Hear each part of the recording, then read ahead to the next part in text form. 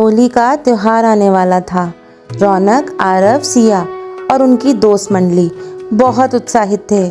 वे हर साल की तरह इस बार भी खूब रंग खेलने और मज़े करने की योजना बना रहे थे। लेकिन इस बार गांव में एक अजीब अफवाह फैली हुई थी।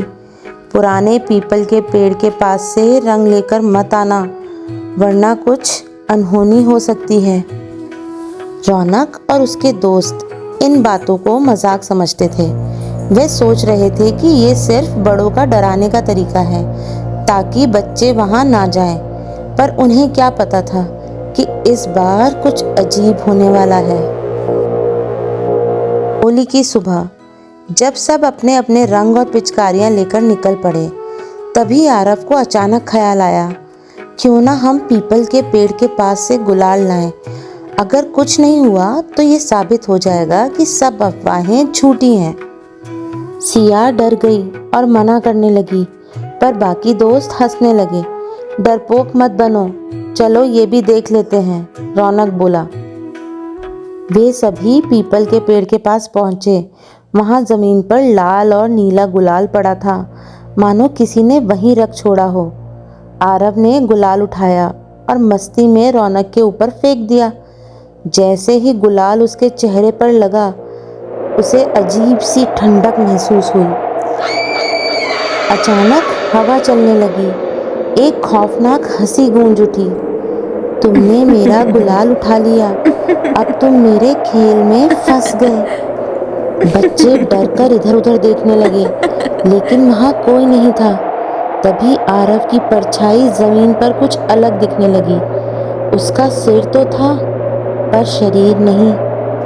डर के मारे सब भागने लगे, लेकिन जितना भागते उतना ही वे उसी जगह पर वापस आ जाते।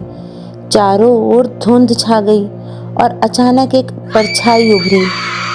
एक बूढ़ी औरत जो हवा में तैर रही थी। उसके हाथों में रंग थे, लेकिन उसकी आंखें गहरी काली और डरावनी थी। तुमने मेरा गुलाल लिया है, अब तुम्हें मेरी होली खेलनी होगी, उसने ठंडी आवाज में कहा। बच्चों ने डर के मारे आंखें बंद कर ली और जोर जोर से भगवान का नाम लेने लगे। तभी अचानक वह भूतनी हंसने लगी।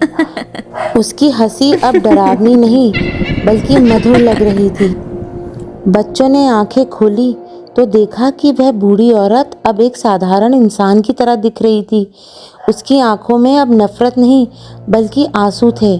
उसने कहा, बच्चों, मैं कोई बुरी आत्मा नहीं थी। वर्षों पहले इस गांव में मुझे होली खेलने से रोक दिया गया था। मुझे समाज ने अकेला छोड़ दिया और मेरे साथ कोई रंग नहीं खेला। मेरा गुलाल किसी ने नहीं अपनाया, तभी से मेरी आत्मा यहाँ भटक रही थी। सिया ने हिम्मत जुटाकर उसके पैरों के पास गुलाल डाला और कहा, अब आप हमारे साथ होली खेलिए दादी। जैसे ही बच्चों ने उसके ऊपर गुलाल डाला, वह बूढ़ी औरत मुस्कुराने लगी और धीरे धीरे सफ़ेद रोशनी में बदल गई। फिर वह हवा में गायब हो गई। अब वहाँ सिर्फ रंग थे, चारों ओर उड़ते हुए। बच्चों ने महसूस किया कि उन्होंने किसी खोई हुई आत्मा को शांति दे दी थी। अगले दिन गांव में एक नई परंपरा शुरू हुई।